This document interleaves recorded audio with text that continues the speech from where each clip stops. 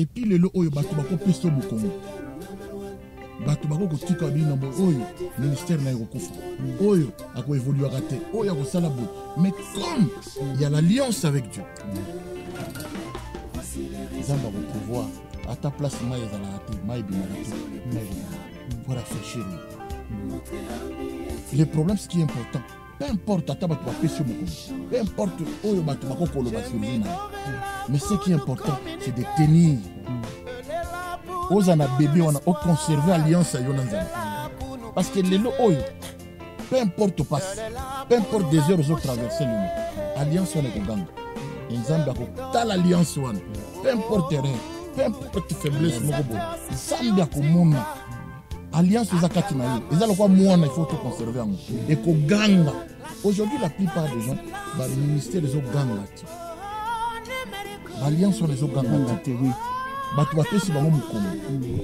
Mais ministère des organes la tête. Tu sais pourquoi? Parce que la loi sacerdotale. Donc, oyazali kopé sa semence, yem daza supérieur, na oyazo recevoir. Donc le supérieur et l'inférieur est béni par le supérieur. C'est le supérieur qui bénit l'inférieur. Mais comment moi ça azali inférieur? Yem ta recevoir la semence. A que une église qu'on sème na kati ya église ezali pe moi si le sous église ali moi si et moi si ce qu'on a recevoir seulement a que ce qu'on sème pas ya moi si de lo banini le lo bato bazo ni mabasi bazala ba passer ba meni église na lesbiana na tout ça complet là oui oui na comment très bien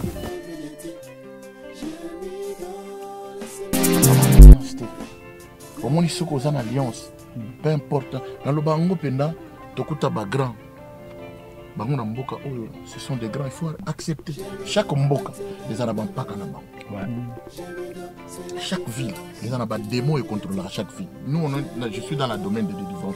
Je sais que chaque mboka, quand tu arrives quelque part, il faut prier que Dieu puisse déplacer ces démons-là pour que toi tu arrives pour ça en Zambie. Parce qu'il y a chaque démon qui contrôle la ville. Et comme il y a chaque démon qui contrôle la ville, il y a aussi des hommes que Dieu a placés qui contrôlent la ville. Eh monde entier, Gemidor TV bodore yango. Gemidor TV balobi elongo libiso na ba pasi to bandai kolela. To zanga ki place à kotala ba image ya malam, place à kotala ba théâtre malam, ba film malam, ba événement boy. Gemidor TV, moi j'adore. Nazo dore yango lokola doraka. Mbetu nanga Gemidor TV. Bo s'abonner, bo s'adhérer, bo ko zala dessus te. Gemidor TV. N'adoré. Batu no soto bolinga bo mona Mireille, bonyo comme atebo mona ngana Gemidor TV. Gemidor TV, Gemidor TV, Gemidor TV. Bo s'abonner na bino ebele.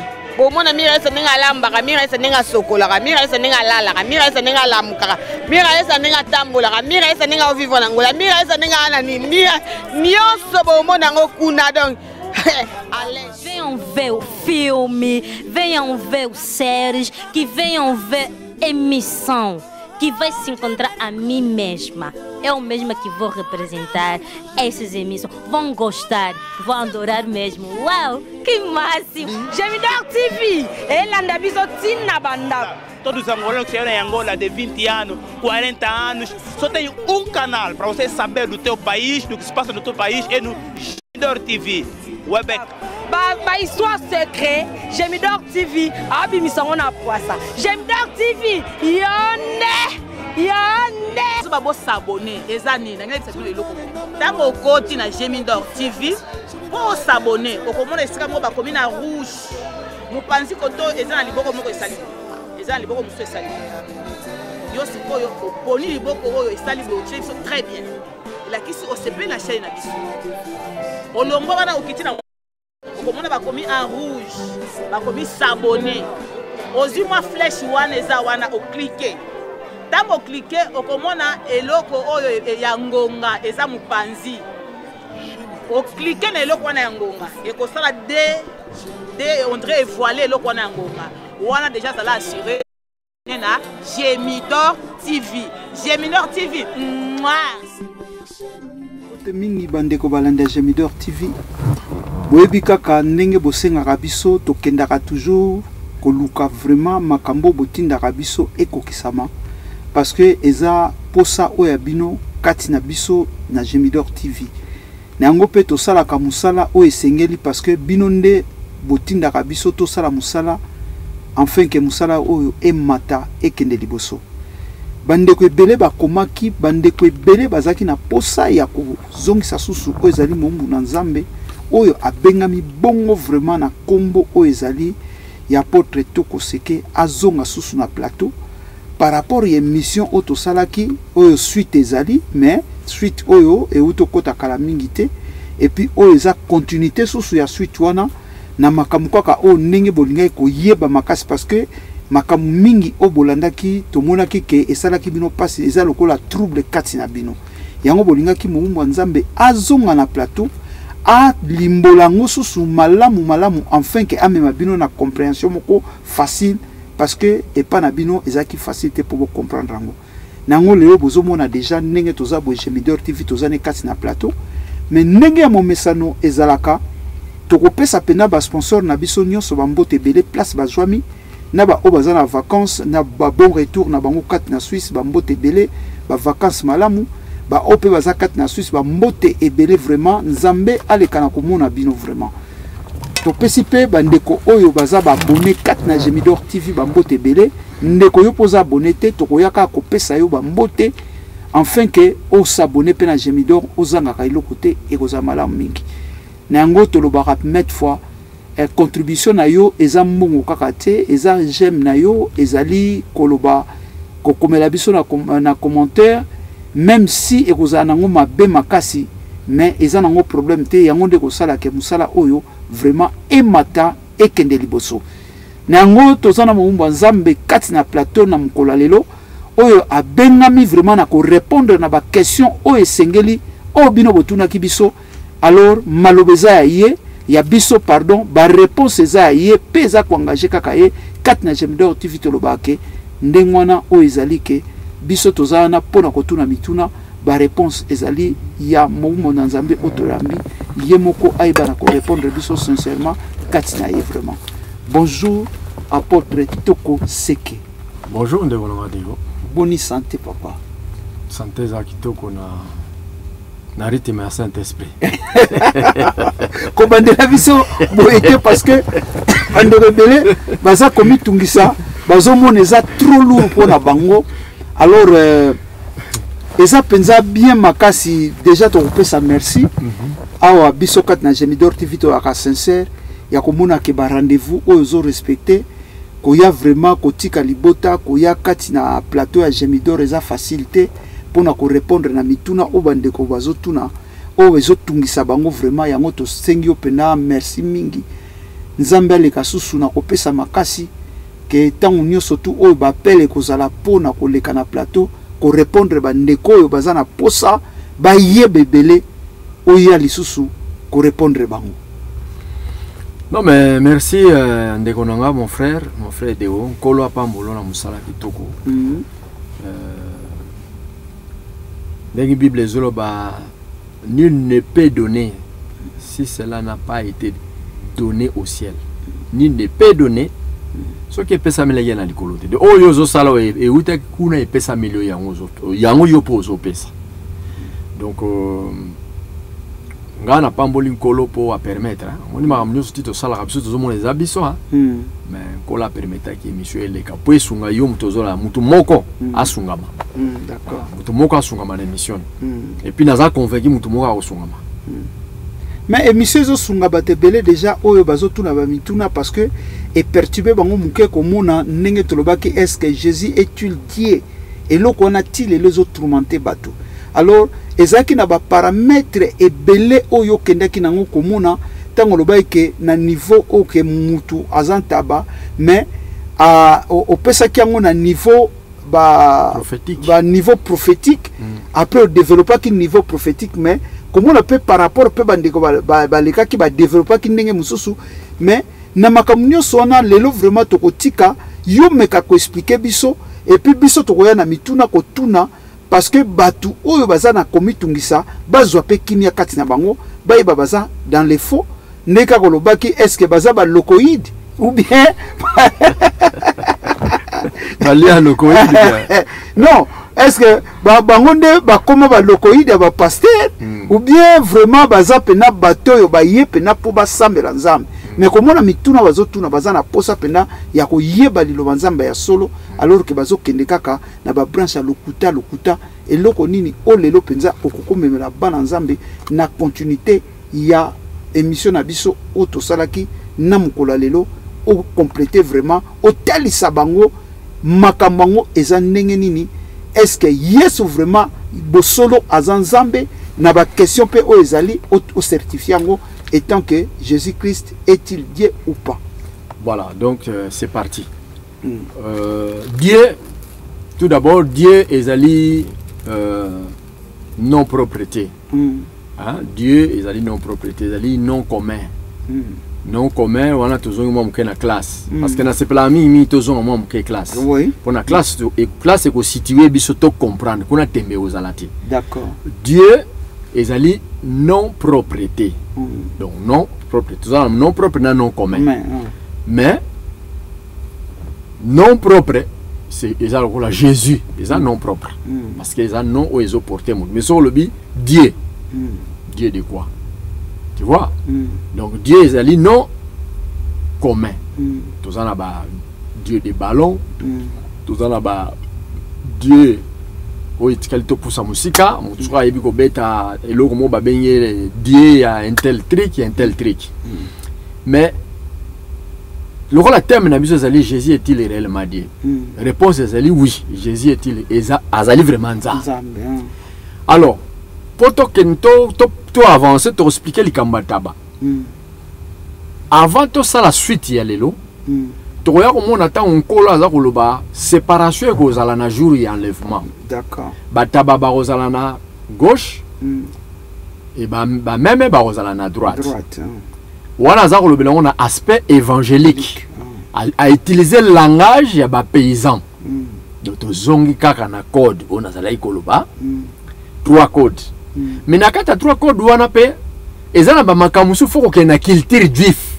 D'accord. C'est ça là où il y a le problème baté belé ba ke côté ya na loba baté ko ba leki na sacerdoce. Mais ba loupé et loko e ko sala bango bazala ba vrai serviteur pe bazala ba fort. Mais il n'est pas trop tard ba koki ko rattraper ceux qui bazana komikiti ça. Même na mboka na biso na short fois na trouver ba serviteur baza ba serviteur o bazana mboka mingi baza ba serviteur te. Bolimbisa ngai mais en tout cas na kuti bino boza pena na maeloko ngoti. Okuti bango ou bien bango bakuta yo. Bon, nakoba na kuti bango, merci pour la corriger loko en sens que parce que pour être un serviteur, nzamba ko benga yo, mais il y a un moment de préparation, faut pas préparer yo na bisika ba bengeli yo. Sika ba bengeli yo et alors la David ba benga ki ye, mais tant ba bengi ye ba kutela ki ye ba place ni ba kutana ki na ye. Pour confirmer qu'il y a solo yende muta aux la roi. Et c'est qui n'a pas tatana a outi zamba ye place y a botama. Ndeba tuni ba parana tatana non ye. D'accord. Donc bolimbi se mingi na fingi binote mais maté ya mingi za nango kaka ba lecture quoi. Eza nango ba lecture. Donc bref bobenga maki na bino même soupe bobenga maki te po bozala ba serviteur bobenga maki peut-être ozala no intercesseur. Mususu benga maki no pose à l'administrateur na église parce que aux amakasi yo moko soko vendre au mona koza vraiment conscient aux amakasi na administration. Mususu benga maki pour na protocole mais aux autres tika place no ke le siko ezaki ya yuti. Yango zo mona tout cela et pesi ba trouble. Or que ezali retardé nzamba zo zela yo zonga sima o reconnaître position na yo et puis pour continuer course no alam. Et nous on est là pour na to ko aider. Ce qui va to ba romikitsa. Tokosunga et mboka ikozwa pe direction on ndenge sengeli donc na sujet na soto lobi na sens ya évangélique taba nkola zo benga taba tanga kokabola na mokolo ngo ya suka wana azo benga taba mundimi oyo aliaki pe même matiti na ndenge pe même aliaki na ye mais seulement taba azana nature mo oyo keba même na mokolo na ye soki azo mona malonga ta ko ya obeto mutu donc taba za jar il y a chrétien ou ya têtu dans sens évangélique donc mataba ba chrétien oyo nkolo a approuvé te na tangu a ko situer na répéter tangu a ko situer ba vrai fils de Dieu ba ke nenesika na bango to bazwa récompense na bango éternité na ba oyo bayoka ki pe liloba ya solo mais bazwa ki avec négligence abengi bango bataba donc bateti bato yo bazo fonctionner na ba norme penda oyo esengeli te mais bayoka ki liloba ndengi pe kaka même ayoka ki autant ko la zolo ba même na taba eza langage ya ba paysan non ya ba berger pardon parce que taba même ils font partie na kata bergerie autant le bili même selon Jean 10 azolo be la peuple Israël ba brebis je connais mes brebis me connaissent tout temps à versant mais est-ce que tant je connais mes brebis azolo be la brebis biso ba nation non azolo be la peuple Israël na mukola suka okabola ba brebis na ba taba mais taba otozolo be la taba ezali bato bazali ba non juif d'accord mais na kata ba non juif nde bataba barobima kuna donc bato yo bazwi liloba na kati ya nabenga na mobulu azwi liloba mais aza ko se rendre conscience te que vie éternelle ya zoluka yango wana o ya zoyoka vie éternelle o ya zoluka ezane dans la parole de Dieu dans la Bible. La vie éternelle ça se retrouve dans la parole de Dieu. Si tu as la parole, tu as la vie éternelle. Parce que sans la parole te mais la vie éternelle éternité on yo vrendeni yo liloboye bien on vrendeni. Donc voilà na côté ya tabanasi na expliquer tabaoyo bible ezolo blape bande komi bale baleka ki ngape na zalaki te balobelaki na aspect molimo sungaki bo balobela na aspect ya taba eza mo Kristo oyo azali kozwa makamba bunzambe na sérieuté ye wana taba même surtout OK dans la prophétie quand le Seigneur parle de brebis il parle de son peuple qui est le brebis d'accord donc biso tozali épouse on a sens mususu tozali bambwa oyo tosomba mina makila na ye petango tondimi tolati identité siko épouse tolongwe na nature ya mbwa de niveau bateke tozape na bambwa etambola ka quatre pattes hein vous comprendre ça langage on kola za kolobela parce que nkola utiliser ba langage naturel pour faire comprendre biso bonzambe ndaza webso même ba yuda ke mais nazolo bela bino na langage moko terrestre ya naturel bozo comprendre te bon so na bela bino makambo ezala kuna na lola bino pe lola bo commenter bo comprendre ndeni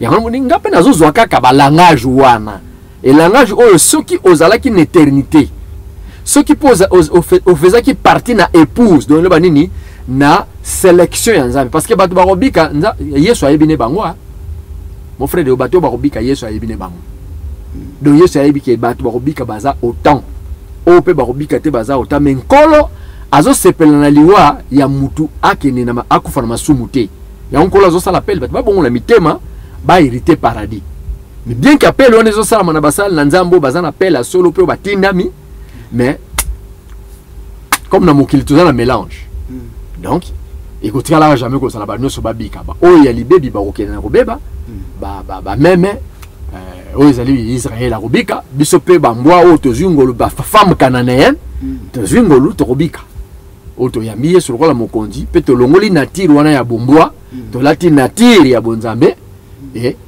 tango to biki to tamboli na ngonde to robika donc nazongi susu pona ko kende mo muke to démarrer mamuna ba verset pour ekwa ko pesa un peu force il y a si jeune abisso Jésus est-il réellement Dieu tolobi réponse ali oui tolobi directement yeso zanza alors pour te prouver ngo to kende mbala mo na Luc 24 voilà le Bible na Luc 24 44 na Luc 24 to moni awa il s'agit à résurrection à Christ mais na verset 44 à le Bible puis il leur dit donc puis il lui a dit dans la troisième personne du singulier hein toujours même que na classe quoi il leur dit donc à l'obina ba yekolne c'est là ce que je vous disais lorsque j'étais encore avec vous qu'il fallait que s'accomplisse tout ce qui est écrit de moi donc il s'agit de Jésus dans la loi de Moïse oui dans les prophètes et dans les psaumes oui et sengeli eko kisama oyo nyose komamaki na kati ya mibeko oyo lobamaki na ntina nanga na mibeko ya Moïse ya basa les prophètes eza na pluriel na basakoli pe na ba psaume donc makamine et sengeli makamone eko kisama donc cela veut dire toute réponse toute la Bible parle que de Jésus-Christ. On est d'accord de vous. Yom tozola ngai na siro zala nga d'accord na verso. Yesu nda confirmé que il fallait puis il leur dit c'est là ce que je vous disais azoba na bayego o na yebisa kabino lorsque j'étais encore avec vous, qu'il fallait que ça accomplisse. Makamone sengeli eko kisama. Nyonso oye komamaki. Nantina nanga. Na mibeko ya Moïse. Na ba livre nyonso ya basakoli. Donc to ba basakoli. Donc ba Samuel, ba Esaïe, ba Jérémie, ba Ézéchiel, ba Michel. Tout ce que komami na ba prophète. Pe oyo nyonso pisom. Oyo David a commis pisom. Po ba pisom nyonso. Donc to rotanga pisom etina 150. Et le bel nangoka Yesu. Torotanga ba livre ba prophète nyos et le bel nangoka Yesu. Donc na katina bandi ko pesa score réponse. Donc Yesu azanzambe parce que la Bible ne parle que de Jésus, mais qu'est-ce que signifie Yehoshua? Yehoshua signifie un Dieu qui sauve. Or Dieu, ce n'est pas un nom propre, c'est un nom commun. Mutu ayebi ko beta bala ba ko benga pe Dieu de ballon.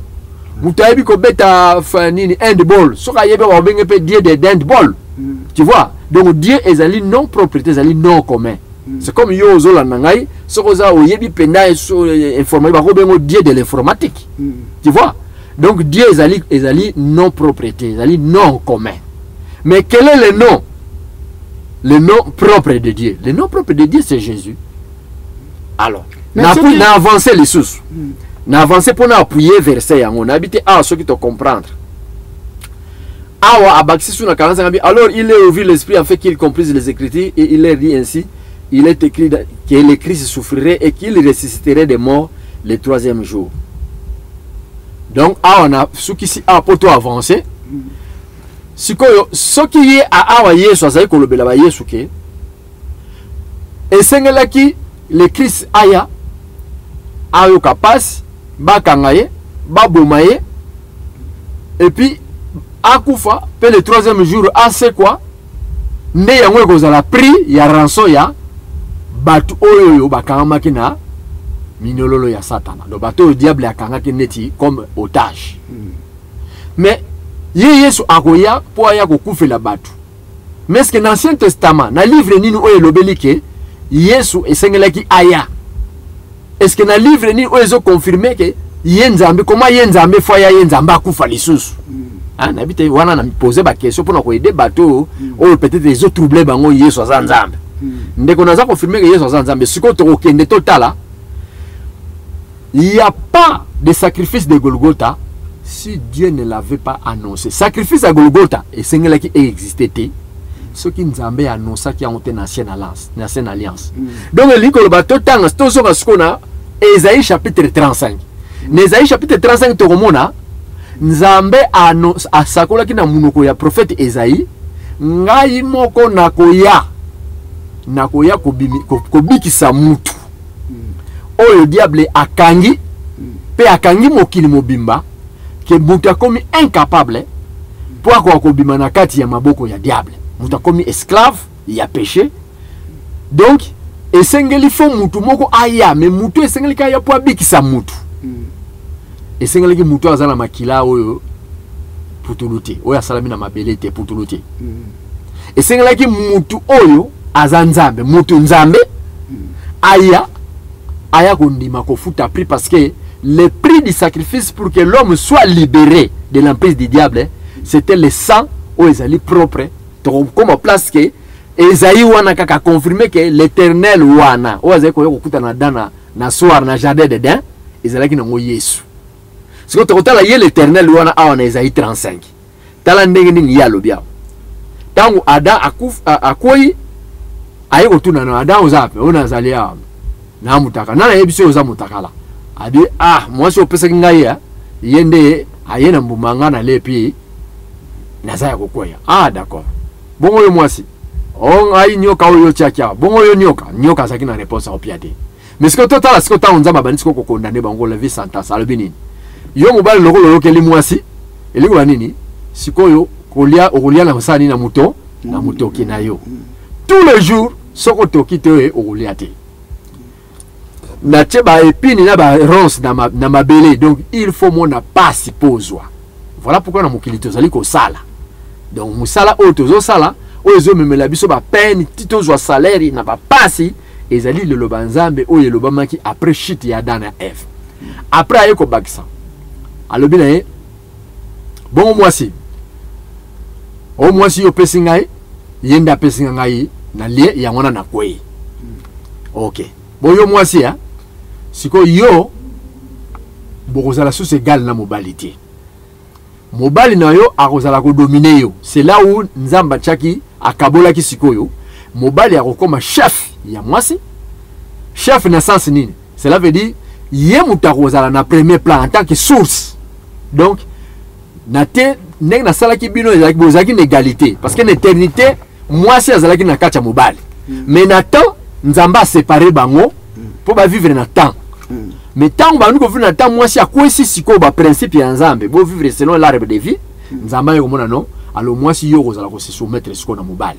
Et puis ba posa no nyose kozala nzela ya mobali na yo. Abakisa bi et puis na nzela na yo na bakisi ko bota.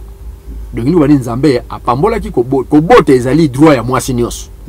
Mais ko bota na yo na bakisi passe. Après ayeko sukisa lobi na tie bolingo je mettrai l'inimitié de bolingo ya ko yinana entre yo na nyoka. Entre ta postérité et la postérité de la semence du serpent. Ce que y'a na loba qui ne bandeli na première partie. Est-ce que moi si azara na postérité? Réponse est non. Parce que mutu azo pe sa semence, yé muta sa postérité. Tu vois? Donc quand Dieu disait que na tie inimitié entre ta postérité et la semence du serpent, azalaki kolobela likambo ya mbotama na ndenge ye nzambe akoya. Pona koya ko écraser siko semence ya serpent. Yango do muto ye siko a on a dit que ko troubler bino mais na lekion parce que c'est une vaste enseignement. Nzambe siko tango alobi ke na tibolinga ko yinana. Na descendance na yo. Yonioka pe na postérité ya mwasi parce que moi ça zaka na semence te. Ba pe mwasi ba pesa kandaye ye semence. Or o yazo pesa semence azo semer yim taza supérieur na o yazo recevoir. Yo mto la nango za d'accord. Ya on moni même titre ozali pe ko toucher bakamba l'église o bazo kondima mwasi pasteur. Parce que na loi ya Nzambe na loi sacerdotale donc o yazali ko pesa semence yim taza supérieur na o yazo recevoir. Donc le supérieur et l'inférieur est béni par le supérieur. C'est le supérieur qui bénit l'inférieur. Mais comment moi ça azali inférieur yim ta recevoir la semence a que une église ko seme na kati ya église ezali pe mwasi le sous pas église ezali mwasi. Et mwasi siko o ya recevoir la semence a que siko seme pas ya mwasi. De lo banini lelo bato bazo ndima basi bazala ba passer ba memi église na lesbiana. Na tout ça complet là on a le. Oui na comment très bien. Pour moi ça za na semence te. Ya on ba lesbienne ba comme belé penza. Voilà. Kala ya on moni na telemeli te bino yeso ki yo mtoko landanga yo nzamba yebisaki yo. Tia moi sur nous à la pasteur. Ah, ndeko yo zela ka jugement trône blanche. Jugement trône blanc. Parce que l'inférieur est béni par le supérieur. Même dans mon kilibo, même dans ndako na yo ni manga mwasi age dirige yo. So na ndako no ozoni bangote mwasi azala likolo na yo. Mais comment na manga nzambe yo ozoni mwasi a diriger peuple de Dieu. A s'aimer na épouse yankolo. Alors que mwasi yem da recevoir la semence. L'église c'est aussi une femme. Donc une femme dans l'église qui est la femme a s'aimer sur une femme. N'est-ce pas ce que vous comprenez là? Non, tu ok na biso bien apporter na linga tozonga na moi muke parce que webi me dis atangu Matthieu 27 46 n'est-ce ce que le beli bisonini parce que comme peut côté ba question ba ndeko belé o batunaki Matthieu 27 46 parce que to keneka na même lignée comme on a que est-ce que Yesu azanza parce que bango baza peut troubler makasi c'est comme Matthieu 27 46 et le beli bisonini vraiment voilà. Alors, pour na sa réponse à la moukousé na silsi à l'obiboui. Hein? Dites à ceux qui ont les cœurs troublés, prenez courage, ne craignez point. Voici votre Dieu. Voici votre Dieu. La vengeance viendra. Cela veut dire, makamouke les cas qui ne bandent la Genèse. Descendance, il y a famille moko ya liboson kolo à Salaki. Il s'agit d'Adam, Thérèse, na Ève. Nyoka yaki kokwesa bango. Le roi nyoka kokwesa bango ba di agane ki bitumbati. Le roi agane bitumba nzamba tala di bon, vengeance wana ngai na ko venger ekoya. Ya wana zo ba na Isaïe 35 abike. La vengeance viendra, la rétribution de Dieu, il viendra lui-même et vous sauvera. votre Dieu viendra lui-même vous sauvera. Nzambe yemukwa oya pour nous bikisa bino. Ce que total la seconde verset 5. Alors s'ouvriront les yeux des aveugles, s'ouvriront les oreilles des sourds. Alors le boiteux sautera comme un cerf et la langue des muets éclatera de joie, car au jailliront dans le désert et des ruisseaux dans la solitude. C'est que na jour ya Yesu to monaki batu ba batalolanda bazoki lobiko basur bayokaki baboite batambolaki. C'est que oya tambola oya salaki musala wana batu ba mona ezaki na nzambe ndenge Isaïe 35 alobati votre Dieu viendra lui-même pour vous sauver. To moni na jour oyo ya Christ to moni mutu moko komone Yeshua abikisi batu oyo bazaki na ba malade baboite babwakaki ba nzete na bango batamboli batu bakufa miso bamoni ageri ba malade nyonso. Donc tomoni nzambe Yesu wana yeye wana nde nzambe oyo Isaïe proclamaki na Isaïe 35 verset 5 à 6. Alors pour la question oyo zoloba oyo na Matthieu chapitre 27-46. 27-46. Total on pour na ndeko ya tuni question na Matthieu 27. Ndwalumbuta edon ndwalumbuta na Allemagne. Voilà. Mobali ya mama Guillermina. 27-45. Ah ouais, 46 hein? Ah. Matthieu 27-46 et lobi na biso boy. Et vers la 9e heure, Jésus s'écria d'une voix forte. Eli, Eli lama sabachthani, c'est-à-dire mon Dieu, pourquoi m'as-tu abandonné? Ndeko na biso Edouard nazo répondre yo awa. Peut-être verso yo ezaka yote eza ebela batu batuna ka question yo. Bongo sikoyo na croix. Yo lobi ke Yesu azanzambe parce que bikiti nde lobi mais ngana za ko affirmer Yesu azanzambe parce que to remona ngoke awa Yesu azalaki ko batama. Yesu signifie Dieu. Yeshua signifie Dieu qui sauve. Là c'est une question déjà réponse. Mais question ezali ke mais pour la nini ce qui Yesu azanzambe awa siko azo basusu nzambe na nga pour la nini otiki ngai. Donc eli koloba awa c'est ça le mystère oyo Satan ayebaki te. C'est quoi ndeko na Edouard Mbuta nazo personne réponse tous on a Matthieu chapitre 4 parce que question yo même diable azalaki surpris ayebaki te ke mutu azalaki liboso na ye wana nzambe et puis nakoko affirmer sur ndeko na Edouard mais Yesu azanzambe akoki kozala awa azape partout preuve na résurrection amona ki na 500 personnes à la fois mais yango siko ezali ko tout troublant tokene mukeka tokene omba mo parce que lobi tangu Jean-Baptiste azo batisa Yesu voix elobaki likolo siko voix ne lobaki eza ndenge ndo pona eza mystère amona ke yango bitata muta lobaki likolo donc yezo confirmer kaka Yesu aza mwana parce que voix elobaki likolo azana raison moni Dieu a 3 dispensations siko eloko ndezo bungisa na condamné ba protestanti mais doctrine na bango ba telemi na trinité. Trinité, chose qui n'existe pas dans la Bible. La Trinité. La Trinité dans la Bible exacte. Exacte. Donc Dieu le Père, Dieu le Fils, Dieu le Saint-Esprit. Exacte. Dieu le Père, Dieu le Fils, Dieu le Saint-Esprit. Exacte. Parce que tu as tri, et on a trois. Pour tri, c'est en anglais, non? Oui. Donc tu as misato ya banzame. Banzame misato. Oui. Exacte dans la Bible. Bible de Genèse Apocalypse, banzame banzame et le Bible banzame misato te. Il est le Père. Parce que yende engendré tango abonnet biso za mibaliti de siko mwana na utobota mati mais soko tango yo za na banati ba ko ko kade yo monsieur de yoti mais siko tango boti ba o kombinani papa père papa tango mwana na za mo tango zo kola obengo père tu vois donc ezali attribution ou identité moko nzamba la taki tango asali a créer biloko nyonso. Maintenant, à quoi bikela mwana, il fait comme ça y est. Na matière d'adoration, azali le Père. Il y a un moment où il trouble même le diable à yebakite ce qu'on réponse n'a pas toqué dans Matthieu chapitre 4. Nazo répondre ndeko Edouard Mbuta. Ndeko na Edouard Matthieu chapitre 4 et le na biso boy. Matthieu 4 et le bi Matthieu 4 Matthieu 4. Voilà. Nous avons gagné vraiment de temps parce que télévision est radio. Tout le monde dans Matthieu 4. Matthieu 4 verset 10 hein nazaka mukuse mais on méditer na de 1 jusqu'à 11 ndeko na ngai Edouard yoka réponse no awa na 9 na 8 pardon diable a tunibo le diable le transporta encore sur une montagne très élevée wari ali après baptême parce que question tunibo on a baptême ngongo se faire entendre est-ce que kuna makamni le kuna eza mystère est-ce que mystère on a zo peso ce réponse ebake ezaki na okaka ye nzambe mais nzambe o la parole qui est Dieu na Dieu esprit.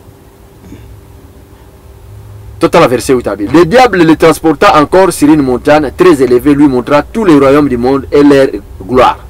Et lui dit, je te donnerai toutes ces choses si tu te prosternes, m'adore. Jésus lui dit, retire-toi Satan. Car il est écrit, tu adoreras le Seigneur ton Dieu. La nama la moi, il y a c'est la scope du diable. Après baptême, pour question les anam, vous se faire entendre. Si ko wana ya lo baki ke o ezolo bana likolo wana. Ndenge ni nzambe esko yeso nzambe et puis nzambe voyez le basusu likolo ça veut dire quoi? Réponse en yango. Yeso lo bi tu adoreras le Seigneur ton Dieu et tu le serviras lui seul.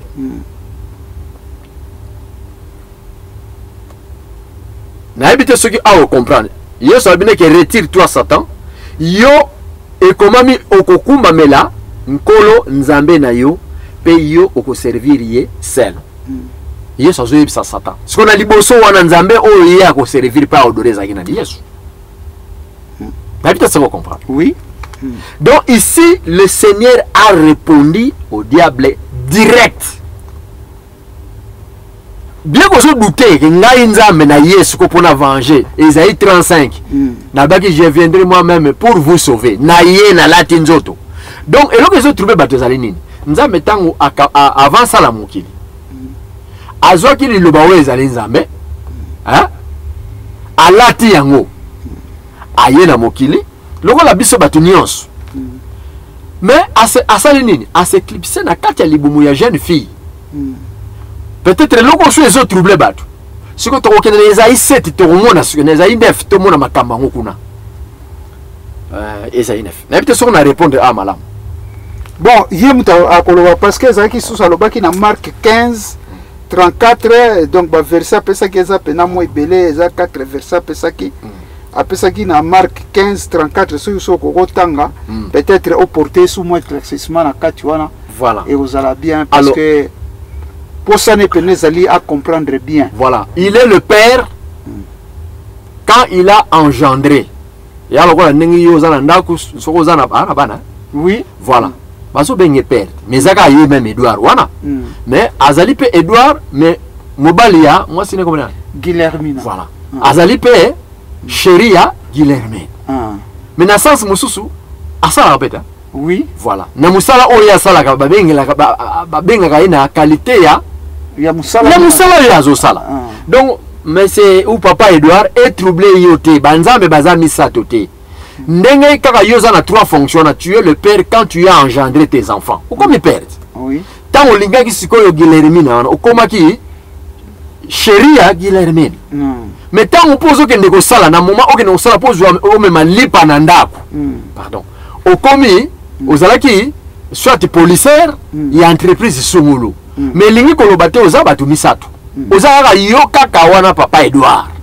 C'est ce que Dieu a fait. Il est le père quand il a tout engendré biloko na babikela mwana nso tango ekomi kokumisa ye yonde tata na yonde biso to botami ndal abengami tata. Il est le fils quand il a pris le corps parole pour biso batu nanzela ya Adam. Adam signifie la terre. Adam a salaki na mabele. Mais la parole, le corps de Dieu, le corps de Dieu Jésus wana pour Jésus eza kombo ya Nzambe. Alors Nzamba kamataki liloba na ye, o ezalaki Nzambe, lilobo ezalaki Nzambe, asali yango nzoto. Jean chapitre 1. Otanga na pe verset wana. Na bande lisusu. Nzambe Dieu ezali non commun, eza non propriété. Donc, dans le domaine de l'esprit, en tant qu'esprit, Jean 4, 24, Dieu était esprit. En tant qu'esprit, parce que le ciel, c'est le monde des esprits. Bah, ange, bazab esprit. Donc, biso pe poto ya to comme na nzoto yo, to zalaki esprit. Parce que dans le monde des esprits, Nzambe azali esprit. Jean 4, 23, 24. Dieu est esprit, ce qu'il adore doit l'adorer en esprit et en vérité. Donc, en tant qu'esprit, tu as Dieu. Dieu, pourquoi? Parce que Dieu signifie sujet d'adoration. Mais Dieu ezali kombo na ye. Kombo ya esprit wana Yehoshua. Na français to bengi Jésus. Yanga no moni tangu tozo bonde la to li ko chasser milimo mabe. Tozo chasser na kombo ya Dieu te. Au nom de Dieu ali pas. Milimo mabe okende. Tant to baptiser te na so baptiser na kombo de Dieu. Mais le nom de Dieu ça de Dieu za kombo te. Dieu ezali non commun. Mutunyo surtout so azape ayebi musala ngoma na bako benge nzambe ya eloko sungulu pakala. Mais lui le grand esprit oyo biso tozali ko gumamela na Bible tozo benga ye Dieu qui signifie notre objet ou l'esprit que nous adorons est troublé yoté. Mais l'esprit que nous adorons auto benga Dieu. Dieu n'est pas un nom propre, un nom commun. Mais ce Dieu là qui est le grand esprit, quel est son nom? Son nom, c'est Yeshua Amashia. Donc, en français, Jésus-Christ ou le Messie. Jésus signifie Dieu, sujet d'adoration. Oya keli biloko nyonso. Oya biso tozali kokumba mela. Na ibite papa Edouard soko biloko nazo expliquer ozo comprendre. Alors toke plus loin les sous Nikoloba. A komi mwana. Neni na komeli mwana, mais annonça tango déjà na Bible. Na ibite soko toko otala na Bible. Parce que yé le trouble que sous makasi par exemple o ezake yesu tanga zo sabaye kolabike mutu moko te ako le kaipa papa soki aleke panangate. Oui, parce que pendant les somme ya mutu elimbisama depuis Adam koyaka ozomona tango ye moko azo ya kopesa ba principe po nzamba lingaki a créer peuple moko boye oyo ye akobanda kotambola na bango et azala ko communiquer bango ko pesa bango ndenge nini mokile sengele fonctionner. Mais tant mokile koyi na nzela ya mwasi nzamba bana ko lukasko nani oyo ya kopona choix. Bref, aye ko mona kene bandelika wana mokili na ka chapitre 4 déjà mokile ko tekina mobulu. Alors aye ko tala na aye ko pona aye ko trouver un certain Noé. Son total malamu na mupoto kene bref aponi Noé albi yo sala nini ko tsaba nyama nyonso. Donc Dieu a zongeli lisusu makanisi na ye na nzela ya mutu moko azali peto. Noé qui signifie consolation. Ensuite tuni consolation ou consolateur. Tout le monde déjà attribution à Nzambe, mais le Saint-Esprit c'est un esprit de consolation. Ou c'est le consolateur. Donc Noé Nzamba utilisait qui est comme l'esprit ou l'être qui devrait consoler maintenant sa vision. Nalobi bien. Et l'idée moko ebima wana po mokile sa nini et zo suko direction ndenge ya monaka sala. Mais bien que ça, aibsi Noé benga Noé bengi banyama nyonso tout fait bref, to ko mona banyama nyonso kotaki ha. Mais na suka nango mbole beti et bobi Nzamba supprimer batu nyonso ya baki ya mabe. Après 40 jours 41 te ebi nyonso Bible binini Noé sa nini abimaki. Tanga abimi une nouvelle terre batu ya sika famille moko ya sika avec 3 garçons, 3 filles, hein, babandi kobota. Donc mokili e bandi. Ne mokili bandi, ce que c'est ngini. Nzamba za oluka siko ndeni akosala peuple moko boye. O nanzela peuple wana ekozala lokola akosala royaume moko. Ouais. Voilà. Que asala royaume moko o ezali ke. Oui. Nanzela ya royaume wana parce que Israël ezali royaume. D'où roi na bango ezali Yesu. O bazelaka Messia na bango. Mais tango yaye ba reconnaître ye roi te. Donc même question on de kwazo tuna que mais comment se fait-il? Bon voilà na répondre qu'on a jour à baptême voix moi que se faire entendre que celui-ci est mon fils. Oui, c'est l'esprit azanzambe. C'est en tant qu'esprit. Hein? Ils ont un accord parole. Au commencement était la parole était avec Dieu. Donc au commencement était la parole. La parole c'est qui? C'est Dieu. Et la parole était avec Dieu et la parole était Dieu. Donc la parole était avec Dieu. Quelle est cette parole qui était avec Dieu? c'est cette corps nzoto wana oyo ezalaki liloba oyo nzambe azwaki azwi liloba ne asali yango nzoto ye azokota sikoyo na nzoto wana oyo ezalaki liloba oyo ye asali yango nzoto ekomi mutu nzoto liloba ekomi nzoto nzoto lokola nga na yo mpo soki alingi kosola na yo akoya na nzela neti mutu nyonso yango moni eloko ezotrouble bato ye azobenga nzoto wana fils me lingi oloba teke nzambe na likolo aza na mwasi azobota na ye bana ndenge biso tozobota bana wana si nayebi te ndeko douar soki ozocomprendre au commencement était la parole nebandeli ezalaki liloba mais que selon yo liloba oyo Jean azoloba na chapitre 1 eza nini liloba nini ye azolobela liloba ya nzambe donc Dieu esprit oyo babengi Dieu Elohim ntango azoloba liloba na ye wana ye azwaki liloba wana amaterialize yango asali yango nzoto na bandeli lisusu tandis que Adam bazwaki mabele basali yango ekeko basouffle ekomi mutu mais Dieu qui est esprit, Jean 4 23 24, Dieu est esprit. Au commencement était la parole qui est esprit.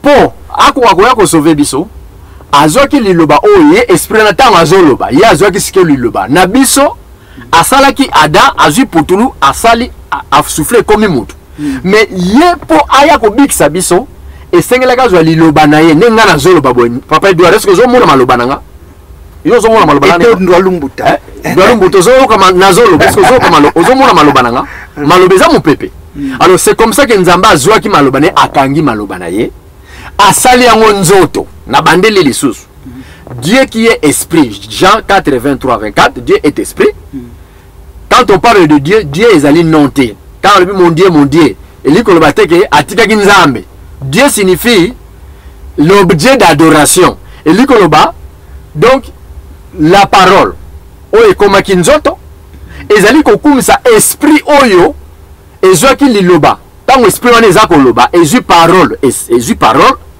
ekrea yango nzoto mpe ye esprit wana akoti na nzoto wana akomi mutu lokola yo ndwa lumbuta mpo na koya kobikisa nga na yo na sanso nangi naloba nini mpo na mutu abika nzambe asalaki nini ye nzambe azwaki identité ya biso bato putulu mpo ye nzambe molimo akoma nzambe akoma mutu putulu lokola biso mpo biso bato putulu tokoma banzambe yango na kopesa version sikoyo totanga yango mpo comprendre mpo na kosauve biso sele moyen ezalika yango wana 1 Jean chapitre 5 1 Jean chapitre 5 makambo nazolo eza na 1 Jean chapitre 5 alobi boye nous savons aussi que le Fils de Dieu est venu et qu'il nous a donné l'intelligence. Faut qu'il n'ait papa il nous a donné l'intelligence parce que Nicolba ma question autour ni bate belé maye les obunga place wana. Mais nzamba pas mo posa autour ni question bien. Pourquoi pour connaître les véritables.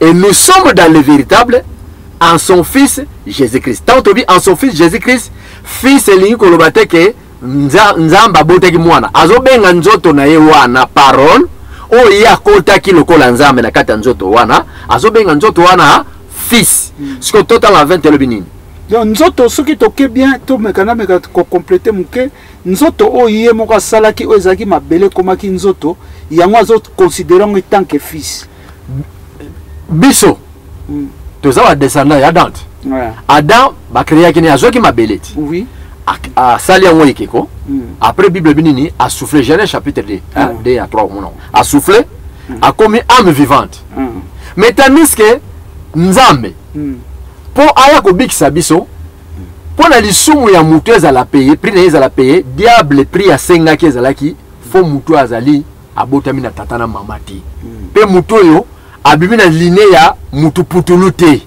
parce que ange wana Lucifer il a salamaki na moto. On comprend? Bazala créature, basala mina fait. On moni comme on les ali chérubin. Chérubin signifie brûleur. So tala on a dit sur au monde. Même ben yo ndeko ndwalumbuta tala chérubin brûleur. Do basala ye na moto. Ba ange, neti ba chérubin basala ba na moto. Mais biso ngai na yo koko na biso, du biso place to uti Adam, basali ye na mabele mutu putulu. Yango tango Adam ko yaki babike o utaki na mabele osala nini? Ozonga na mabele. Or condition oyo esengaki mutu azwa libération na prise ya diable esengaki mutu akoya kolibere mutu oyo azali putulu na descendant ya Adam na nzela ya Seth il faut azala mutu ya bimi na ligne ya putulu te peut-être ça comprendre doit mutu peut-être ça comprendre donc ya on nzamba monaki ke il faut ala kabiso na Esaïe 35 alobi na verset 10 je viendrai moi tina na pese Esaïe 35 na ningi pe na comprendre je viendrai moi-même pour vous sauver nzamba yeba yeke pona lisumu mutu ata mutu otambusami na yenge beni otambusami na sanctification mais lokola ka kobota mangi na ligne ya kosangana tata na mama donc ezalaki difficile mutu ya pona lisumu mutu akwa kokangolama esengelaki nzambe akoma mutu neti ngana yo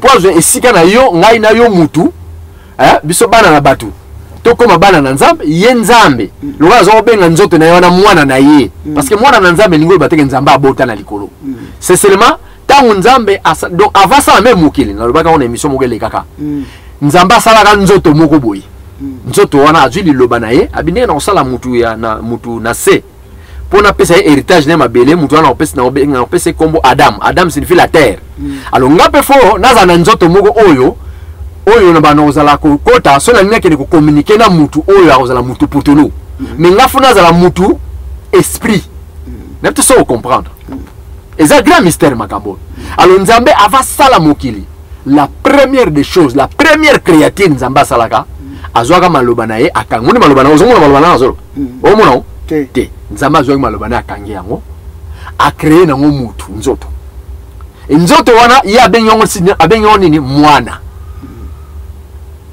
Jésus a décrit je suis sorti de Dieu. Quand Jésus parle je suis sorti de Dieu, il parle de la parole de Dieu qui était faite chair. Dans Jean chapitre 1, verset 14. La parole a été faite chair. Tout à l'heure. N'habitez sur Nazo Banaza côté. Il est venu chez les cieux ne l'ont pas réussi. Mais il est venu à tous ceux qui l'ont réussi, il leur a donné le pouvoir de devenir enfant de Dieu. Après, on va dire que la parole a été faite chair. Donc nzamba zoaki liloba nada zoaki putulu asali ke kwa souffler comme mutu mais na ye première de création azoaki ni maloba na ye ndenga na zoloba bo eza esprit azuma lobango akangi yango asali yango mutu n'habite papa de oso comprendre oui ali ye moko so abinga moko na banda ko kotaka na kati ya nzoto wana eza parole ya wana nazongi susu la parole a été faite chair. Alors pour la rubrique ça, Adam signifie la terre. Abengi penzo toana susu Adam céleste. Mais Adam céleste signifie la terre du ciel qui est la parole parce que na likolo ezana oka liloba na liloba. Ce que tant mutakoya ki ayeba alobaki bien que nakoya ko bikisa mutu, je viendrai moi-même Isaïe 35. Quand l'homme tomberait de ses péchés, ngasiko pona na ya ko bikisa mutu na osani. Le premier né de toute création, il y a bengi premier né ou la parole qui fait chair, a bengi moana. Donc, est troublé. Dieu appelle sa parole fils. Je suis le fils de Dieu. Je suis la parole de Dieu. Dieu, ce n'est pas un nom propre, mais c'est un nom commun. Signifie objet d'adoration. Nazali. Nzoto oyo ya kukumisa molimo oyo za ko animer nzoto pesa mbote bimo comprendre est-ce que comprendre oui. Donc donc ezamaka moko il faut penda ozala na kati na molimo ezala yo ko fuma disposer pour comprendre makambo ya ngozo na théologie protestante bazo prêcher car la trinité na doctrine pentecôtiste bazo prêcher car la trinité donc ça to landi bien apôtre lelo makamanzambe za Pentecôte na protestant et yepena et bebisi makambo ebele même catholique même catholique na mitu ya batu comme na trinité pene bomi makambo ebele voilà vraiment le bible chose qui n'existe et comment mité na Bible la trinité n'existe pas dans la Bible c'est un mot anglais trois il y a trois personnes en Dieu donc banzambe misato de na kati nzambe za na batu misato trois personnes de tout le monde en français trois personnes en Dieu ce qui va avoir trois dispensations, trois attributions. Ça, tu es d'accord. donc eza attribution eza dispensation na corps moko mais à se multiplier comme une misato esaleleza misato akokomisa ngo mpe 10 akokomisa ngo mpe kozala 500 à la fois azoloba mpe kuna azoloba awa azoloba boye bote mosu ebimi yango moni na mai ndo alumbuta kokamwa te nzoto wana parole oyo ezalaki le premier né totanga na verset mosusu na apocalypse tozochite na biso donc tokomi vraiment na suka voilà oyebi ka média ezalaka voilà na suka soki napesa baverset totanga apocalypse apocalypse asuka apocalypse elobi we apocalypse apocalypse sur voilà je suis alpha et l'oméga hein c'est l'apocalypse 3 apocalypse allez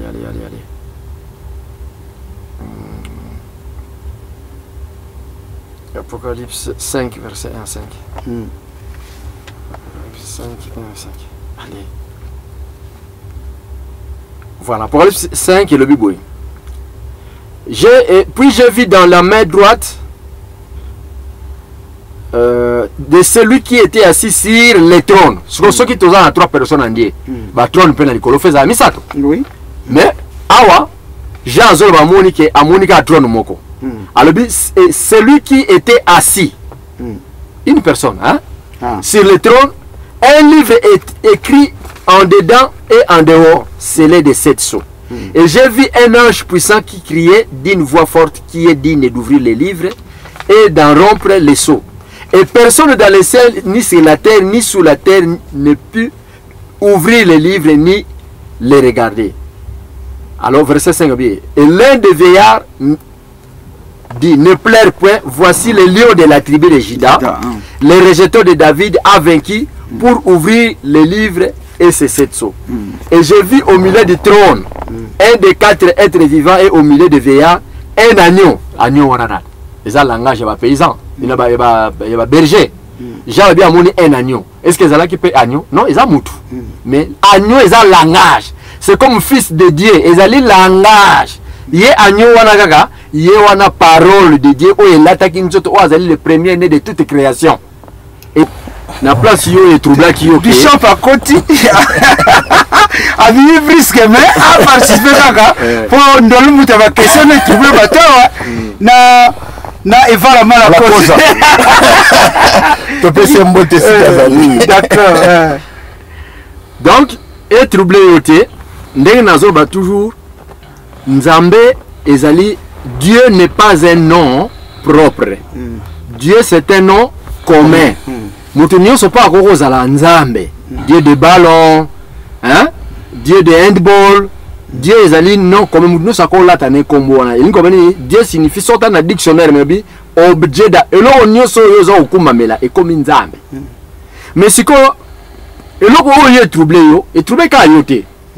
Mais bande ko mingi bazo uta na protestant mais na telemeli ba protestanté. Na telemeli bangote. Mais doctrine nakata doctrine na bango bango bazali ko prêcher nini que Yesu aza mwana na Nzambe. Eza pe écriture eza juste. Mais ezana na domaine nini parce que Yesu aza mwana na Nzambe tango Nzambe akamati lilebo ezalaki Nzambe na luzo tu Jean chapitre 1 verset 1 au commencement était la parole hein? La parole était avec Dieu, d'accord. Donc Nzambe oya elikoloba molimo wana oyo ezalaki objet oyo parole ezali ko adorer comme Nzambe na ye. Esprit wana ezu parole et sali yango nzoto. Yango to confirmation qu'on a Jacques, tout ce qu'on a Jacques 14. Kuna oza Jacques 14. Jacques 14 verset 6 pour kuna nde Jésus explique en clair. Pour ngana ko lo ba meta musu no ba malo be belé ko convaincre eti. Mais Bible ndem te convaincre. D'accord. Jacques 14 verset donc à partir ya question pe Thomas na ba Philippe ba tuna les mêmes questions. Mais ce qui aza Nzambe. Comment akolo ba susu mutako ye pa ya patata na ngate sale ke pananga. Il parle maintenant en tant que le tabernacle humain. Tabernacle est comme une moutou. Le chemin, dans le langage français, c'est une voie. Chemin, c'est une voie au moutaolek. Or, nous avons pointé à peuple né Israël, il devrait les enseigner par le tabernacle. Donc tu ne peux pas aller au sein des saints si tu entres pas dans la porte qui est le voie, le moyen.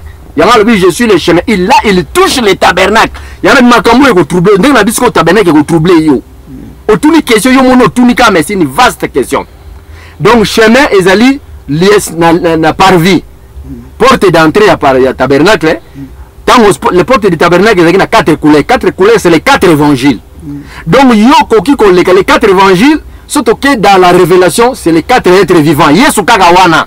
Mais ce qu'on a 4, il y a Banyamamine. Donc, on a 4 fonctionnements. Yewana kaga Yesu. Alors, le chemin, c'est la porte. La vie, c'est dans le lieu saint. Parce que c'est là où il y a le pain. Tant que tu lis à l'IPAS, dans la Sainte-Seine, Albanini, manger ceci et là, la vie, non? La vie. Qui est donnée pour vous. Tant que tu mets la vie, le sang, pour une nouvelle alliance. Donc, on a lié ça, mais on a la vie, pour qu'on a bouté les. Donc, ceux qui boutent continuent au monde à bouter parce que lumière, les qu'on a chandelier, na huile, et si la raté, et la caca, na lumière, qu'on a la vie est dans le lieu saint. La vérité, c'est maintenant ce que tu as saint des saints. Et c'est que arche na propitiatoire, couverture on ne dit pas, arche, il y en a dit que yo mon autour question, mais autour question, moi toucher tabernacle. Mais maintenant le tabernacle accompli, c'était cet homme Jésus, oh Azoba de Fonaza, fils de Dieu. Nul ne peut passer par le Père sans passer par moi. Et ça, langage. Parce que sur le bas qui polele au jour de sa chair, bato bazaki bana libedi, ba ange wo ba yiko botana basi bana basi na mokili, ba kobika. Yamana Jésus tout son séjour sur la terre, a le bas qui na langage moko codé. Pour la Bible, c'est une lettre qui était envoyée par une épouse. Moi, c'est à Kokende Libala. Alors, il y a un langage ya chéri. Tant que vous avez un moi, c'est un Guilhermina. Vous avez un langage, même si vous ne comprendre. Tant que vous avez un bimissé, tant que vous avez un sifflet. Il y a 19 sifflets, mais vous avez un cholino, mais un sifflet, c'est comme ça Jésus a salaki. Donc, il faut comprendre que la nature les fonctionner. Donc, il a caché toutes ces choses. Continuez verset 7. Toujours chité, hein? Plutôt que ça fait Bishop Malova. Ce qui boyeba qui t'attend, boyeba penga.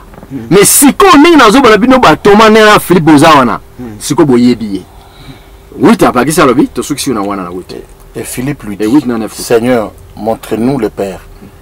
Et cela nous suffit. Et Jésus lui dit, il y a si longtemps que je suis avec vous, et si m'as pas connu, tu m'as pas connu. Philippe, c'est lui qui m'a vu, a vu le Père. Qu'on m'a dit, tu montre-nous le Père. Nous avons une réponse. Hier, nous avons ici pour une écriture pour convaincre. Pour nous, nous avons convaincre. Hier, nous avons Philippe. Nous avons Philippe. Quand nous avons vu nous tata. Mais nous avons vu tata. Nous avons une réponse. Donc, à répondre en tant que si on répond sur la moninga monitata, il parle maintenant à ces créatures en tant que. Nous maintenant, on est dans vacances au Congo Baksa. L'émission a besoin de l'eau vraiment. De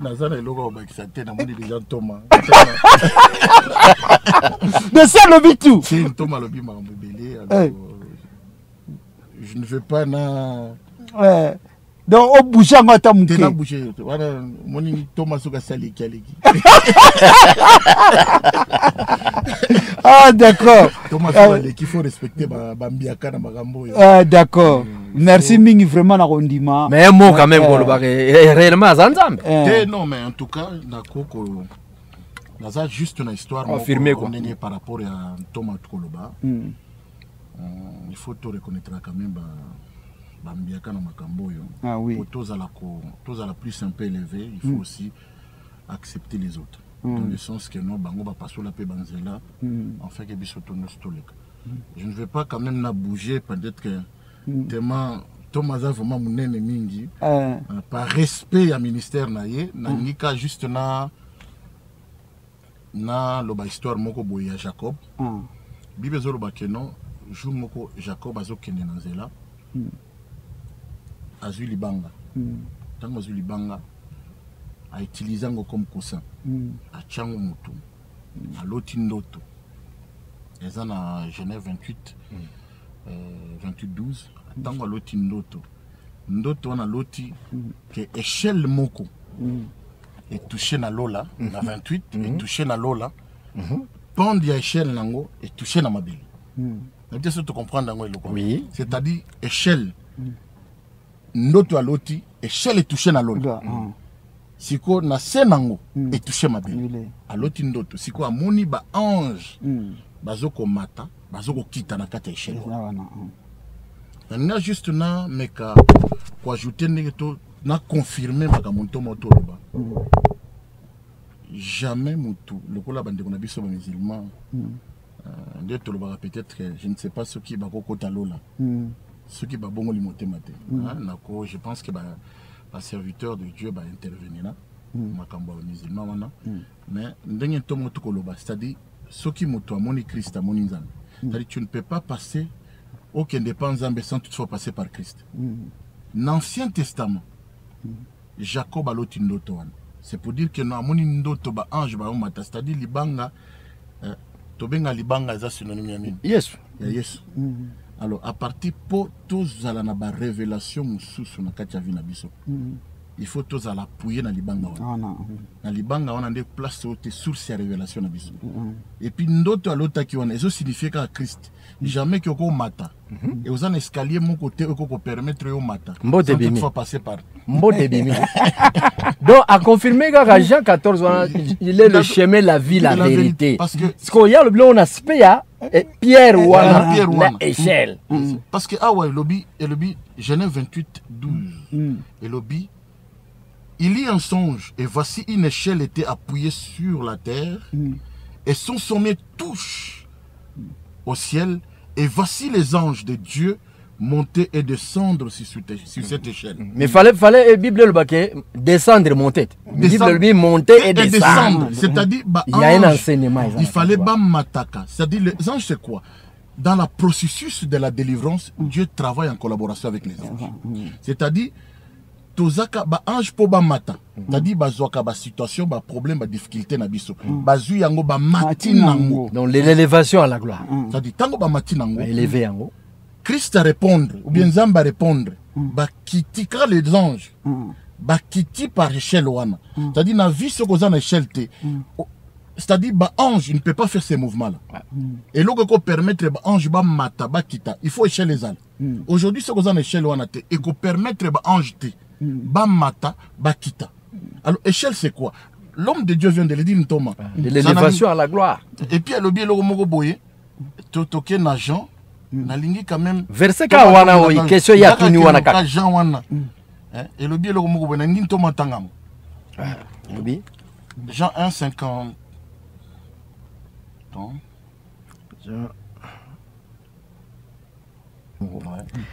Et il lui dit, en vérité, vous verrez désormais les ciels ouverts et les anges de Dieu monter et descendre sur le Fils de l'homme. C'est-à-dire, vous verrez les anges de Dieu monter et descendre sur le Fils de l'homme. C'était le Fils de l'homme, c'est quoi? C'est cette pierre-là. C'est la pierre. Le Fils de l'homme, c'est Dieu. C'est la pierre-là. C'est-à-dire que non, quand tu n'as pas le Fils de l'homme qui est Christ, ça ne peut pas permettre aux anges de monter et descendre. Et puis, les lots, on a une situation, monsieur, c'est ça qu'on tique à la statique, les autres tique à la éternelle. Pourquoi? Parce qu'il n'y a pas cette échelle-là. Parce que l'ange descend pour prendre la situation d'abysso. C'est pour cela l'ange Gabriel dit, je suis l'ange Gabriel, je me tiens devant Dieu, en face de Dieu, pour lui parler. C'est-à-dire l'ange descend, il prend la situation nayo, à matinango, ayeli bosso. C'est-à-dire, si Dieu ne dit pas quelque chose, l'ange est là. C'est-à-dire, ce n'est pas toi qui souffres. C'est Dieu qui souffre. Parce que l'ange ne peut pas descendre sans toutefois Nzamba libérer. Pour Nzamba libérer, il faut Nzamba payer ses réponses. Pour l'ange à utiliser escalier wana kitanango. En matière de la situation, pour kita, il faut quitter la réponse. Alors, ce qui est la situation, c'est ils ont tardé. Cette situation, sache que non, ce n'est pas toi qui souffres. C'est Dieu qui souffre. Parce que Dieu a étouffé. Il est en face de Dieu comme ça. Je suis Gabriel, je suis en face de Dieu. C'est-à-dire, si Dieu bouge, l'ange aussi bouge. Si Dieu va à droite, pour que Nzambazala a respiré mon pépé les cas, il faut Nzamba lobailo comme moko pona vina. Et quand le lobawana, mbala moko, l'ange descend à travers le Christ. Mais ceux qui les losent en Christ, la Bible dit que non tomo totango abi ba ange ba manda ko mata ko kita sur le fils de l'homme. Le fils de l'homme de qui? C'est Christ. C'est Christ. C'est pour dire que non lelo oyo aujourd'hui peut-être que la situation a s'empirer parce qu'il n'y a pas cette échelle qui est Christ. Nzela malam mususu ezate sans que on le cas par Christ. Okomona nzambe foka on le cas par Christ. Nde yangonde escalier oyo ba ange bazo sala mouvement ko situation na yo ba matina. Et puis bazu ba réponse ya nzambe message ya nzambe ba kiti nango po ba opesa. Ce qu'on a ba escalier wana te qui est Christ, c'est-à-dire aujourd'hui on a la réponse na yo okomona rangote parce que les anges vont descendre comme.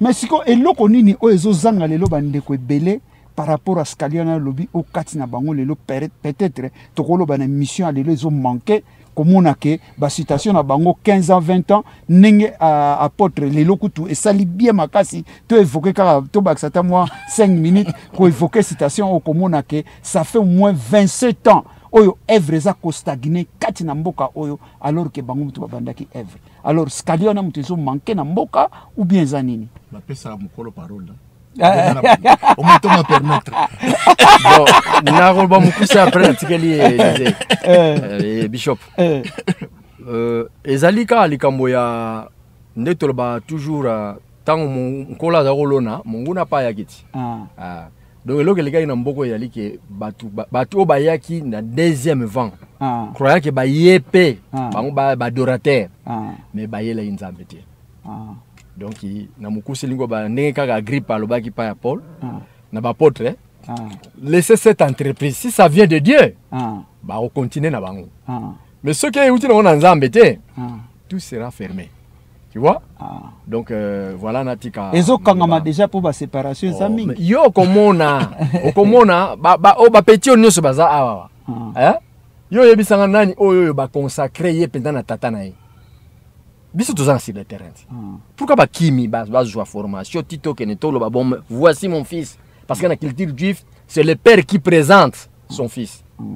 Ndenge on a présenta namoni ndeko Elia benga na Canada vraiment na zaki emi donc alors pour la tikele maloba ya loba yango zo mona makampe ndo alumbuta tuni pour la ni na mai ciel fonga maki ça c'est un vaste enseignement. Tu vois? Voici celui-ci est mon fils bien-aimé. Écoutez-le. Nama ezaki écoutez-le non?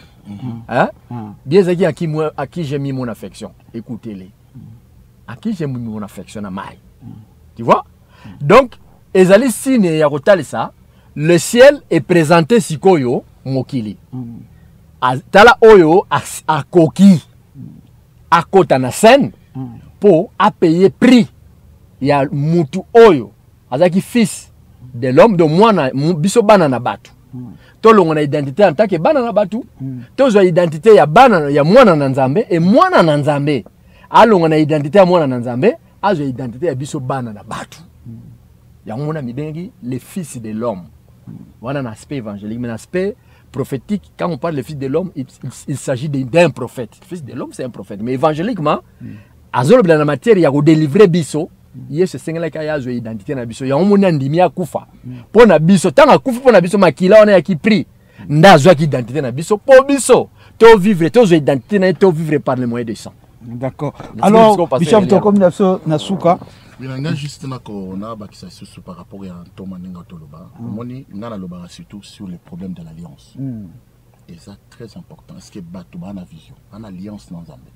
Omoni lelo oyo soko moni moi nazana papa te lelo pourquoi banimaki nzambe te Melchisedeki il a fallu nzamba le pas bato il y a pas de serviteur Melchisedeki il faut zana papa na yo papa na yo aza kizengi azala kizengi te azala mobulu te a papa na yo mais il faut batuna moni bino bapanzi sango il faut botunaka palmarès ya mutuana uti wapi. C'est très important. Ils ont musala na yo. Omoni nakope ce exemple ni. Ceux qui mutu azana alliance te, ana vision te. Omoni Abraham abanda ko botaki. Nani Sarah banda ko botaki. Sikoyo a permettre Sarah permettre Abraham a botanaga. Et là, il touche qui c'est que Abraham il avait l'alliance avec Dieu. Oui. Malgré abotaki na gare, ba bengani aga problème nangeza tango gare abimi. Ba pesi pour ça cruche ya nani. Wana biloko ntoma beta ngo malamu. Sikoyo akenango. Tango zo bima nango comme na désert. Koto yo musika partout musika. A se retrouver za yemoko. Mona za na saf mai bazaki nango isili. Place za nini pa. Amoni que nazaki na mwana. Comme mwana wana. Agar n'avait pas l'alliance avec lui. Elle n'avait pas l'alliance avec lui. Comme azaki na mwana wanza progéniture. Ya mutu o yazaki na alliance ya Abraham. Ba komi na désert, mai ezate loko moko ezate. Atali pena que non, na ebité loko ni na ko sala. Mais ndenge za boy na lingi komona mwana nanga akufa. Nga nazo mona. Azui mwana tchena se. Abalusi mokongo. Apesi mokongo. Lelo oyo papa ta soki batu na mboka oyo. Na ebisam na lo bango popa na tom. Ata batu bandimi yote. Ata batu bazolo bani. Ata babaloki mokongo. Yeba keno mwana koganga. L'alliance, la vision. Oyo za na kati na yo. Alliance yo za na Nzambe koganga. Et soki gangi sur ce maïbo na pembeni. Sur sa maïbo bimana pembeni. Parce que soki Nzambe atala ki alliance na mombu na ekeno mwana wana azana makila alliance wana. Et puis lelo oyo batu bako peso mu Congo. Batu bako kotika bina mbo oyo ministère na yokufa. Oyo ako évoluer kate, oyo ako sala boy. Mais comme il y a l'alliance avec Dieu. Amen. Nzamba ko pouvoir à ta place mai ezala raté, mai bima raté, mai robima. Pour rafraîchir yo. Le problème, ce qui est important, peu importe à ta pesio mokongo, peu importe oyo batu bako koloba survie na yo. Mais ce qui est important, c'est de tenir. Ozana bébé on a conserver alliance à Yonanzan. Parce que les lots oyo, peu importe passe, peu importe des heures aux autres traverser les lots, alliance on est ko gang. Nzambe ko tal alliance one, peu importe erreur, peu importe faiblesse moko boy. Nzambe ko mona. Alliance zakati na yo. Ezala kwa mwana il faut te conserver ngo. Et ko ganga. Aujourd'hui la plupart des gens ba ministère des gangati. Ba alliance on les gangati. Oui. Ba tu pesi bango mukongo. Mais ministère des gangati. Tu sais pourquoi? Parce que ba dans alliance té. Papa ba na alliance té. Au moins ils sont en alliance. Peu importe. Dans le bango pena tokuta ba grand. Bango na mboka oyo, ce sont des grands, il faut accepter. Chaque mboka, ils en ont un pack na bango. Chaque ville, ils en ont un démon et contrôleur à chaque ville. Nous, je suis dans le domaine de délivrance. Je sais que chaque mboka, quand tu arrives quelque part, il faut prier que Dieu puisse déplacer ces démons-là pour que toi tu arrives pour Samoussa Nzambe. Parce qu'il y a chaque démon qui contrôle la ville. Et comme il y a chaque démon qui contrôle la ville, il y a aussi des hommes que Dieu a placés qui contrôlent la ville. Tant makambo zolo au bovanda à peine corps pastoral bo solo lango comment qu'il faut qu'on réhabiliter vraiment o ezali pena bambiaka bani po musala nzambe mata peut-être yango mte kangi pe musala nzamba ezo musala nzambe partout na Suisse partout ceux qui osent ko accepter ba grand terre ba précédent qui était même si o comme na onction en ndenge ni je pense que moi na ebisa que na église na Canada États-Unis oui mais actuellement Naza l'église monene était que nous locaux là yazana mono. Mais je vous dis que non. Naza papa naie na liaka pe dim naie. Parce qu'ils ont respecté naie. Mais ceux qu'ils ont respecté, ils ont une référence. C'est très important. C'est très dangereux. Le lot nazo tala, nazo mona Moïse Mbiye, ba yeko tala ya moni ba papa Kelani, ba pané tout ça na ba mutombo les chandeliers afukami pour ba sambela pour naie. Na mona ndeko moka connexion en tout cas. Zamba Pambola, parce que tu sais comment reconnaître les grands malgré ton élévation. Oui. C'est-à-dire c'est très important, même si au Pamboa Mikoleka, Kulutu. De qui es-tu le fils? Tata Naonani. C'est-à-dire Balobara Keno, jamais, ce n'est pas l'inférieur qui bénit le supérieur. C'est le supérieur qui bénit l'inférieur. Les lots de Zomna Moussala évolue à côté si vous n'arrivez pas à reconnaître les grands que Dieu a placés dans cette vie.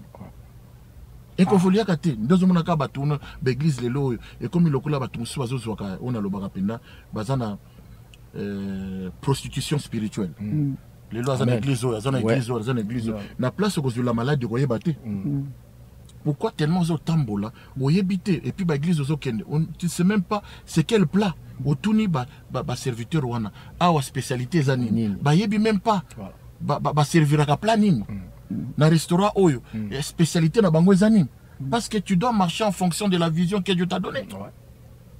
Mais ce que yebi plan na ote batuna ndozo na batuma na l'église bazokota kao babimi susu kao. Il y a un moniteur, le bishop Nazolba, question il a touché le tabernacle. Je suis le chemin, la vérité, la vie. C'est le tabernacle. On a 3 mesures de farine. Première mesure de farine, la farine qui représente la parole, la vraie, qui est la parole évangélique. Deuxième mesure, la parole doctrinale, là où il y a les 12 pains. Et le chandelier qui est le Saint-Esprit où ils ont brillé dans ma pawana. Pour ma pawana, tant batuba monango bien balia yango. Et troisième mesure, c'est le Saint des Saints. Où ils allaient mesure prophétique. Quatrième tour baxate mesure poétique. Au Salomon comme une banine cantique des cantiques. Pour tu peux interpréter ma belle sous. Hein? Ils m'ont bien aimé, Azalokola. Bouquet de fleurs, hein? Moi, c'est ma parole d'amour. Mais non, le bien-aimé, c'est Christ. Christ, c'est l'épouse. Donc, la femme, l'église qui est l'épouse, en quelque sorte. Tu vois? Donc, à toucher question, à toucher tabernacle. Or que le tabernacle du désert, et sa typologie, il y a tabernacle naturel humain, Jésus. Je suis le Père, le Fils, le Saint-Esprit. Merci Bandeko. Ceux qui te l'ont dit, Kabasala Nzamba wa Togolala awa. Kokuta na dio oyo za grave, mais Nzamba sali biso grâce kokuta na oyo et suki awate, te obi ke ko continuer, te promettre bino vraiment et ko continuer, to kosala pena be mission et belé na bishop et puis comme on appelle apôtre comme ça be éclairer bana Nzambe pe bishop Molimo azana ngo vraiment komona ke ya restauration komona ke bandeko o bazo reconnaître bambiaka te bo reconnaître bango bo fungwa ma musala biso posa ezakaka musala Nzambe tambolo ekende liboso ezo mandenge zalaki c'est tout ezate ke o tozo bundisa o to sabo non objectif ali bobima na mensonge boya na vérité e kosunga biso nyoso tu na ngo to kutani ambalasima botika la malamu eva la mala cause ko bosana te bishop yeyo oyebi kaka o prometaki tozo sele do lombota ya yope yango wana bakanisi oza satisfait na mama Guilhermine en tout cas merci mingi bandeko o balandi biso lelo na Angola Kinshasa botika la bien to kutani mikolo o ekolanda na émission o bolinga mingi ya grandeur ndenge za ka mituna eza ya bino biano eza ya bandeko o baza kati na plateau to bonani na mbalasima. Ciao, ciao, ciao.